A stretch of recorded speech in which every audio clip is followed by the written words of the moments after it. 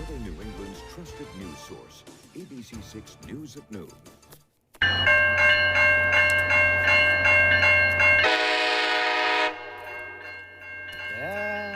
Rolling into Bristol County, the South Coast Rail project getting closer and closer to completion. This is video of a test train getting tracks in Berkeley some use along Padelford Street. That was late last month. And today the rail extension is close enough to completion that Governor Charlie Baker is in Bristol County to cut the ribbon on one of his administration's final key priorities. Good afternoon to you. I'm Casey Kantz. Thanks so much for joining us today at noon. We do have team coverage in Asona today, starting with ABC6 News reporter Yanni Tregellis, tracking the Baker administration's announcement today. Yanni, good afternoon.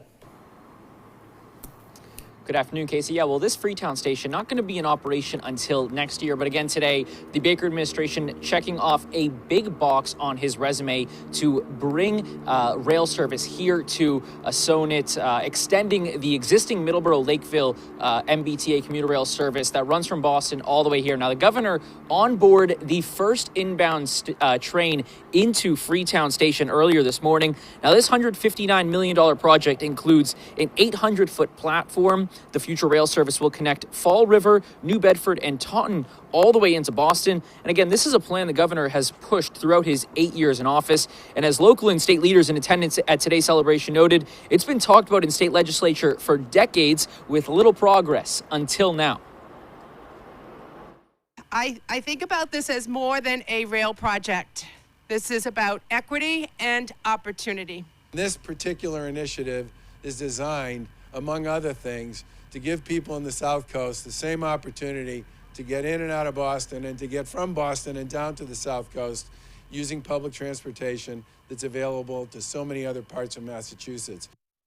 And the South Coast Rail project is also going to be adding 16 new coach cars for service on the commuter rail. And the 2 cars that the governor arrived on today, a part of that new rollout. And again, once this is fully operational in 2023, 26 trains will roll through this Freetown station on every weekday. We're live in Asona. Yanni Tregellis, ABC6 News. Yanni, thank you for that. And as Yanni mentioned, 2023 is the target to start service on the South Coast Rail. It'll be an extension of the old Colony line that currently ends at Middleborough-Lakeville Station. Added in the first phase, a new station in Middleborough, plus stations in East Taunton, Freetown, Fall River, and 2 in New Bedford, 1 at Church Street and 1 on Acushnet Avenue. Speaking of that old Colony line, our team coverage continues now at noon. It's been more than 50 years since commuter rail service ran through Fall River, all the way back in 1959. The Middleborough-Lakeville Station at the end of that old Colony line has been the go-to for residents of southern Bristol County for years. And we go now to ABC6 News reporter Natalie Nuri live in Asona today. She asked riders in Lakeville this morning if they're looking forward to a change in routine. Natalie? Casey, the expansion of the South Coast Rail is something that commuters seem excited for. They say not only will this accommodate more communities in Bristol County, but they also say it'll make that commute to Boston much easier. We were over in Lakeville this morning talking to a few riders, and they brought up an interesting point. They said this might encourage more people to actually seek employment in Boston because the commute is what discourages a lot of people from wanting to work up there. I think it's great. They've been talking about it for years. Should be done. There's a lot more people going to fill the positions in Boston that no one wanted to do because you can't afford to drive to Boston. You can't afford to be on the highway for 2 hours a day. On the other side, a few riders told us they think it has been, a quote, a pain, and that the further down the rail goes, the more money it'll cost. But overall, the reaction has been positive, and even though the ribbon has been cut here today, Casey, people won't be able to start using this rail until 2023. For now, reporting live in Asona, Natalie Nuri, ABC6 News. All right, Natalie, thank you for that. Phase 2 of the South Coast Rail project will add 5 additional stations in Bristol County. There's no projected date for that service to be in operation just yet, but that is the next step after 2023. That'll add 5 new stations, Northeastern, Easton Village, Rainham Place, Taunton, and a station at Battleship Cove in Fall River. New today at noon, Rhode Island Governor Dan McKee visiting Quonset Point this morning. The governor recognized a Providence resident that became Quonset's 13,000th employee. The milestone reached at Regent, a company that builds sea gliders in Quonset. These all-electric flying boats aim with these sea gliders is to reduce time and cost of transport, hopefully Providence to Newport, in 20 minutes. And a lot of these seeds are planted before I got here. Our job is to keep the momentum going. Senator Whitehouse was mentioning how he's kind of reminded when Governor Sutherland was starting to talk about Quonset being a hub for employment and economic opportunity in our state. And to be here to announce the 13,000th job is a milestone worth celebrating. 13,000th. Wow, that is certainly something to celebrate. Dartmouth High School, meantime, they are celebrating a $10,000 prize to boost its computer science program. They did so this morning. The lead teacher for business, innovation, and tech at the school says work was already underway to revamp the computer science program at DHS, including a new program of studies. This week, the school will give students a chance to pick one of 7 different coding activities to learn more about. Other headlines today: a car rolled over along 195 West in Somerset last night. State police say a single car rolled over just after 9 o'clock last night. 2 people were taken to the hospital. The driver, a 29-year-old man from New Bedford, and that passenger, a 27-year-old from North Providence. Let's switch gears and check in on the weather now, and a live look outside on this lunch hour. Looks beautiful, really does. Lots of sunshine out there today. Still chilly, but I'd say overall really nice afternoon as we get more now from meteorologist Nick Morganelli. Hey, Nick. Hey, thanks, Casey, and good afternoon to you. A beautiful sunny day today. Things change, though, tomorrow, and especially on Wednesday. We get some rain in here. Let's see what's going on right now. Look outside. Beautiful blue skies, a few cumulus clouds off in the distance there, and the temperatures are warming up. 48 degrees, and that's about what we'll sit at for the next couple of hours is the high temperature today. Look at the south wind, 14 miles per hour now, and that wind is bringing in the milder air. It will continue to do that tomorrow as we bump up those temperatures. All across southern New England, we are in the 40s. Upper 40s, a common scene here from Westerly to Providence to New Bedford.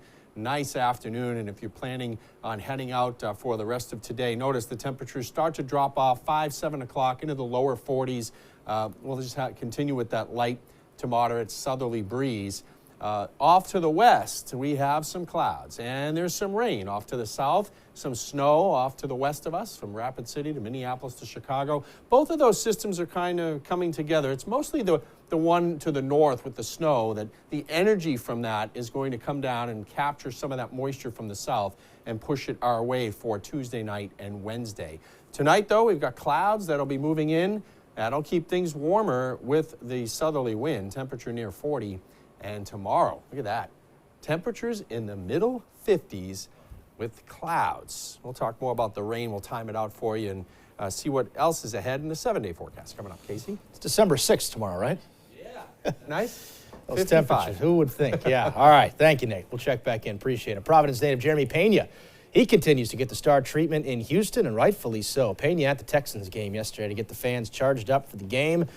There he is. Pena was asked before the game about recently receiving the key to the city here in Providence. He told the Houston Chronicle it was a full circle moment and said it's something he'll remember for a long time.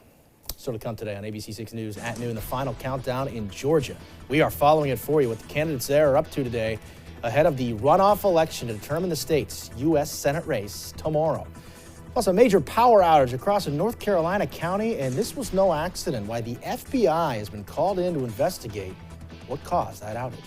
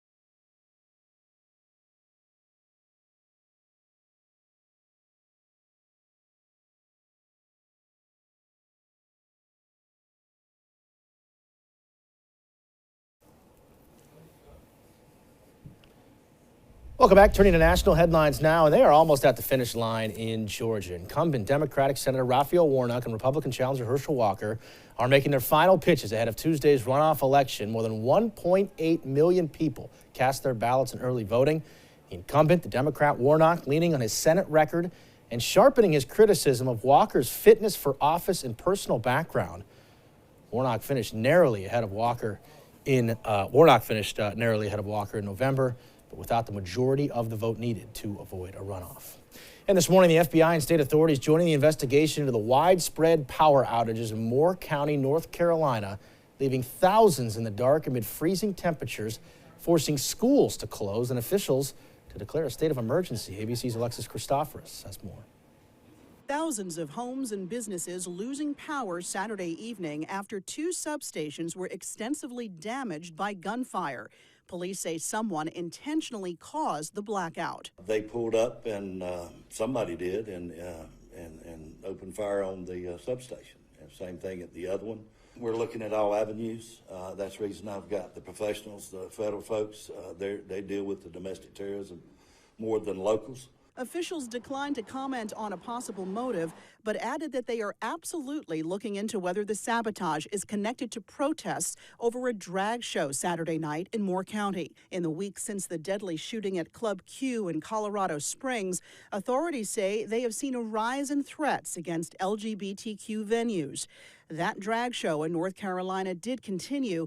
The audience used their phones to light the room. Anything's possible, but we've not been able to tie anything back to the drag show. No. The county put in place an overnight curfew, and today schools are closed. Got no way to heat because we don't have a fireplace, and then we don't have no gas grill or anything like that.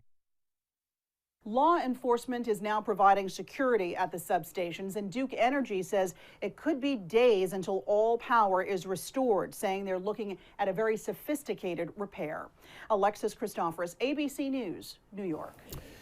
And still to come today at noon here on ABC6, a former Pats QB set for a rematch with Tom Brady, now off the field, while Jimmy Garoppolo set to miss the rest of the season in San Francisco. Nick has a full look at your 7-day forecast, including some 50s on there. Yeah, we're still in early December.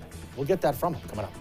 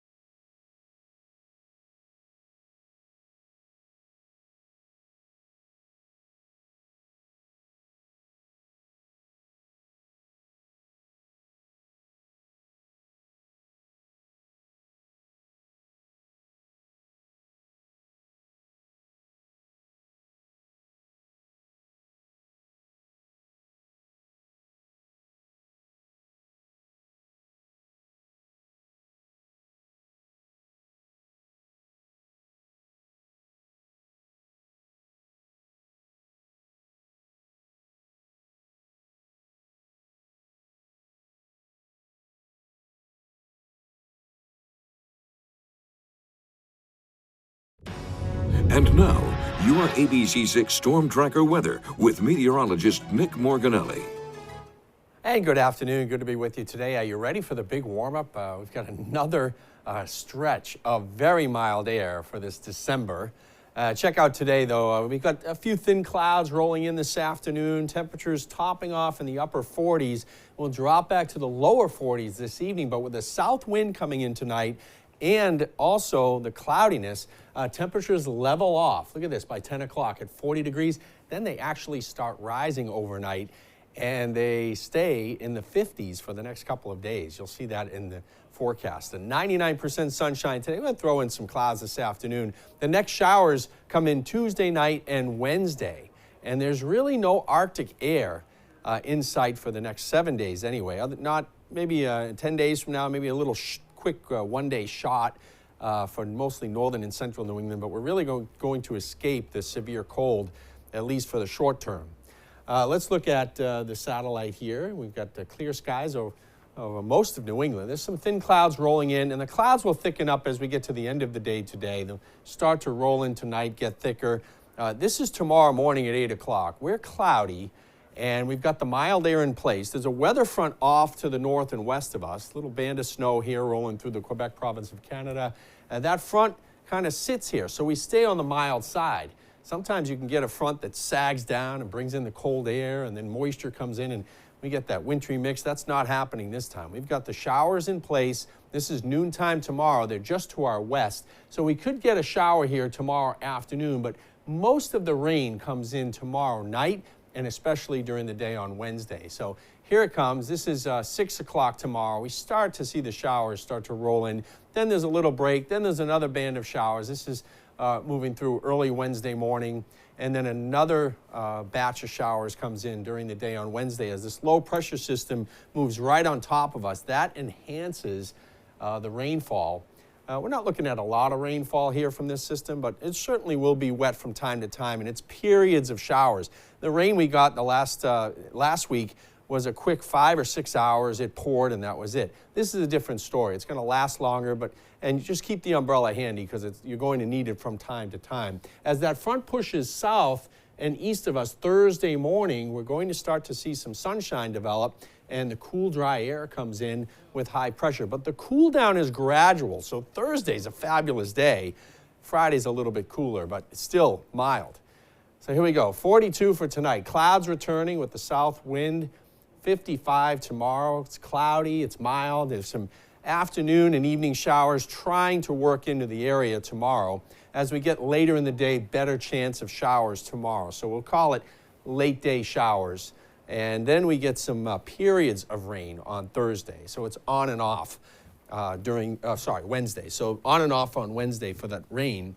And then Thursday we dry it out, and the cold air doesn't come in just yet. So that front just moves off to the south, Casey, and then so it's in the 50s on Thursday. Then we start to cool out. Then we're down 10 degrees on Friday, but still lower 40s, so that's pretty good. Well, you've been doing weather a long time. You started off your forecast today by, are you ready for the big warm-up? How many times have you said that in December in your career? Not too many, really. Yeah, it's crazy. But I have noticed the winters seem to be starting later, like 3 weeks later than they were 20 years ago. So I think, winter kind of kicks in the third, fourth week in December. When it gets cold and snowy and that kind of thing. It's coming one way or the other. But this will eventually get here. Yeah. That you can be sure of. Thanks, Nick. Appreciate it. Still to come today at noon. The anticipation growing for the new documentary set to hit Netflix, Harry and Meghan. We're going to tell you when that is going to come out. And this is big news today. Taylor Swift fans, they are not done yet. They are now suing Ticketmaster. More on that just ahead.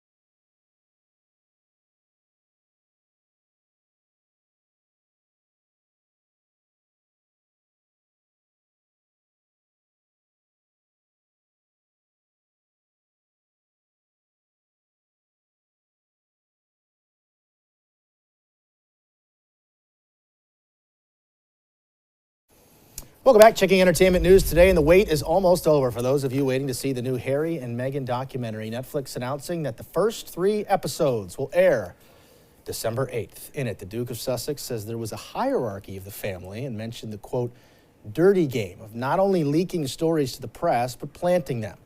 The Duchess of Sussex adds that she realized, quote, they are never going to protect you. Netflix says the series will take viewers from the couple's early courtship to the challenges that led to their decision to step back from the institution. Again, first 3 episodes drop Thursday. The last 3 episodes will air December 15th. Well, the title of one of Taylor Swift's biggest songs is sort of perfect for her fans' feelings about Ticketmaster. Of course, I'm talking about Bad Blood, and there's a lot of that. Right now, more than 24 Swifties suing the ticketing giant and its parent company, Live Nation. They say Ticketmaster broke antitrust and other laws in the now infamously chaotic sales process for Swift's The Eras Tour. The suit alleges the company's engaged in anti-competitive practices, charging higher prices on fans in the pre-sale, sale, and resale market. Ticketmaster has apologized to fans and said that the demand, along with elevated number of bot attacks, drove unprecedented traffic to the site and essentially broke it. Bit of NFL news today, and there will be no Brady versus Jimmy G this week in San Fran. Bad news yesterday for the former Patriot and current Niners quarterback. Jimmy Garoppolo hauled down awkwardly in the first quarter against the Dolphins. He was carted off, and the news out of San Fran. Look at this. This is nasty. Garoppolo, broken left foot. He's done for the year. Just the latest in a long string of injuries for Jimmy G. 3rd time since 2018 that Garoppolo will end the year on injured reserve. Another quarterback, Deshaun Watson of the Browns, returning to the NFL yesterday after serving an 11-game suspension. Watson was met by a mix of boos and cheers as he played what was his first regular season game in 2 years. It was yesterday in Houston, a team that drafted him all those years ago. The 27-year-old missed all of last season after more than 30 women alleged sexual misconduct against him. Attorneys for Watson and the Texans settled many of the lawsuits, and Watson paid a $5 million fine to the league. He has a 5-year, $230 million contract with the Browns, which is the most guaranteed money in pro football history. And big news from the college football landscape, Pro Football Hall of Famer Deion Sanders, the new head coach at the University of Colorado. Sanders' Jackson State University Tigers won the Southwestern Athletic Conference Championship on Saturday. Deion, to this day, still the only athlete to play in both a Super Bowl and a World Series. Coach Prime, as he's affectionately called by his players, will reportedly make $5 million a year in his new job at Colorado. Still to come today at noon, we will get one final check of that forecast with Nick Morganelli. That's coming up. Stay with us.